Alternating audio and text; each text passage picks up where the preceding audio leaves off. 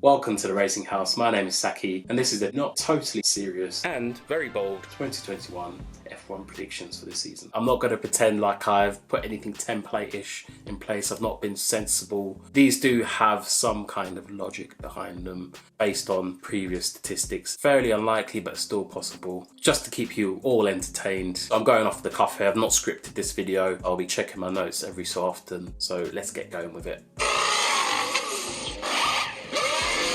The logic behind my decisions are that it's going to be one of the weirdest seasons in F1 with the driver movement that's happened, teams spending less on this year's car and putting that into the 2022 rule change. A longer season, so there's going to be 23 races. I am expecting some teams to step up and take some race wins where they wouldn't normally do so. I've not done all the calculations to see how it can work out. I'm just going to roll with it and see how it comes out. Within the obvious prediction, there's a little bit of a bombshell or a wild card. I think Valtteri Bottas is going to have a very bad season. I don't think he's going to be great. I've seen in the past few years him raise his performance, but we know that he's got that ability to just fall off a cliff once Lewis has just ground him down. We saw it last year where Bottas really did get embarrassed by the likes of George Russell in that penultimate race. Most of us really wanted George to do well stepping in for Lewis, but I don't think many of us really anticipated he'd do that well. It's time for Valtteri Bottas to prove me wrong in 2021. I've put Lewis down to win the Drivers' Championship and secure his 8th title. Mercedes will win the Drivers' and Constructors' Championship. Let me know what you think in the comment section down below, obviously. If you agree, disagree with my theories, I want to hear them. So next up, this is where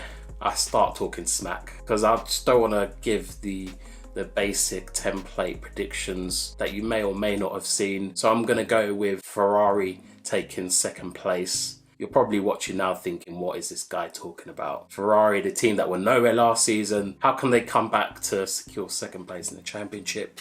Yes, I'm taking it there. Well, I've got some logic behind this. We actually heard recently what the alleged punishment was for Ferrari. They were told that they had to restrict the amount of fuel flowing into the engine. I'll link down below the article that quoted this, but this has come from one of the FIA stewards, so a reliable source. Salo was actually talking about Alfa Romeo and their performance, and he said that they suffered from Ferrari's cheat last year because they had Ferrari engines and they were forced to use less fuel. So I think Alfa Romeo may be in a good position if they can perform at their best in the race this season. Ferrari, historically, where they've done badly in the season, they've always come back the following season extremely strongly. Like I've said in previous videos, they've got the time, the ability and the resource to turn it around at any point. If they just focus on what they're doing, they're more than capable of turning it around. And I think that they'll do it this year, regardless of what's coming in 2022. In addition to this, looking historically, 2014 saw Ferrari have an extremely poor season. They finished 4th in the championship with 1 podium and no wins. 2015 saw them bounce back immediately to finish 2nd in the championship, securing 3 wins and several podiums. Again, in 2016, we saw a very average performance from Ferrari, finishing the season 3rd in the championship. And then in 2017, we saw them bounce back again to finish 2nd in the championship, securing 5 wins and many, many more podiums. They've got one of the most exciting young talents on the grid in Charles Leclerc, and they've got another talented and experienced driver in the form of Carlos Sainz stepping up to the plate. So I'm expecting them to be there or thereabouts. I'm putting Leclerc in 2nd place in the championship in 2021, with Carlos Sainz finishing in 7th, with Ferrari to take 3 wins.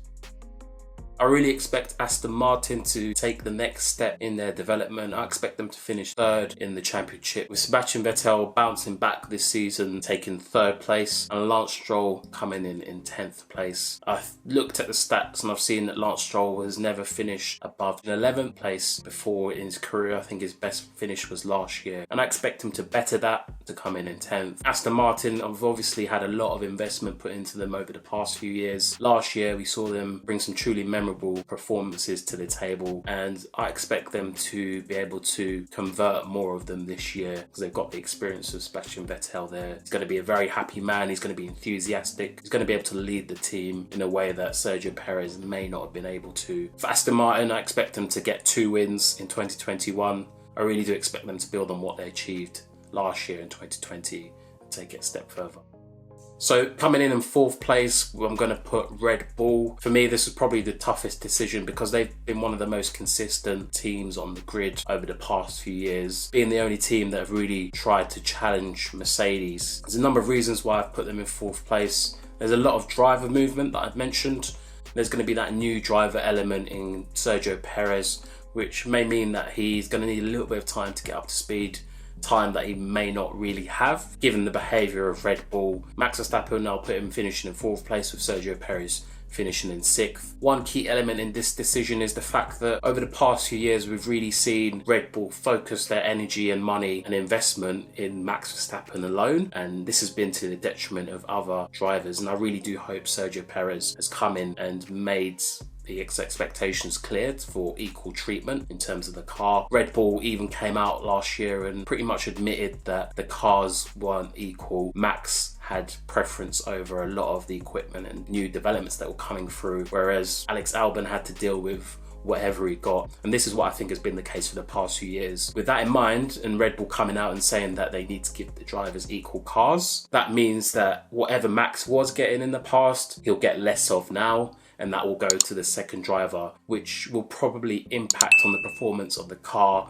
and Max, because the car won't necessarily just be set up for Max. They'll have to consider other drivers. And then there's the element where we need to think about the impact of them taking over the Honda engine operations. This is going to be a big task. They're going to have to deal with the complications and the stress and difficulties that come with managing an engine. So I think there's a lot of distractions going on there potentially for Red Bull, and I expect them to fall back a little bit, hence why I've put them in fourth place. Despite all this confusion, I still expect Red Bull to secure about 2 wins in 2021. Next up, we've got Williams. No, it's definitely not Williams. We've got McLaren. I'll put them here because I think it's going to be so competitive. We've got a new driver element. We've got a young driver who's learning about the sport, learning how to be more consistent. I think they might just get a little bit outshone by the other teams. Daniel Ricciardo needs to get up to speed. They need to get up to speed in terms of the new engine that they've got in place as well. It's not going to be all plain sailing. They're going to have to learn how that works with their car, with their new development. I really do like what they've got going on. It doesn't necessarily mean that they aren't going to be competitive at some races. I think that's going to be the case. I've put Ricciardo in 8th position in the championship and Norris in 9th. And I think they'll actually get a race win in 2021. I think what we've seen in the past, in 2020 especially, we've seen some random results. I think McLaren will be one of the teams to capitalise on this mixed bag of a season, but I'm not expecting too much from McLaren this season. I think it will be a season of learning for them, and I'm really excited to see what they've got. Hopefully they can prove me wrong, like I said. Next up, we've got Alpine. We've got a young driver of not Fernando Alonso. I'm not going to say that. It was Esteban Ocon that I had in mind. And then we got Fernando Alonso returning to F1. And I've put Alonso to finish in 11th and Ocon to finish in 13th. The young driver and old driver combination will need to get up to speed quickly. So I do really believe there's going to be so much activity and competition from the formerly mid-table teams. I really do think the opportunity for them is going to be there, but I'm not quite sure how it's going to work out. Ocon showed a lot of improvement in 2020, but I've got a feeling that he's going to be outshone by Fernando Alonso. Although he's going to be getting up to speed with F1 again, I still believe he's going to do better than Ocon. I'm not really expecting too much from Alpine, especially with the change of management, and there's been a lot of disruption within that team. So we'll see how it goes. So AlphaTauri, I'm not really expecting amazing performances on the same level as we saw from the team last year, especially with Pierre Gasly. I do expect him to be there or thereabouts in the points regularly, but I don't expect him to secure that amazing race win that he did last year. I don't think anybody predicted that, and I think they've got that new driver element coming into play with Tsunoda coming into the team and having to get up to speed fairly quickly. I put them down in 12th and 15th where they finish in the championship this season. I think the competition will get fierce. I'm going to move through the other teams very quickly.